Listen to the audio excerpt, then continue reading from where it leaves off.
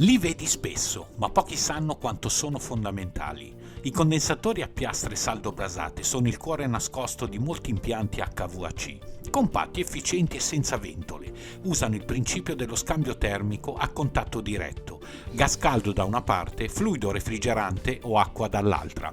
Il calore passa da un canale all'altro e il gioco è fatto. Condensazione perfetta in poco spazio. Occhio però, sono delicati. Se c'è sporco calcare, l'efficienza crolla. Pulizia regolare, filtrazione e corretto dimensionamento.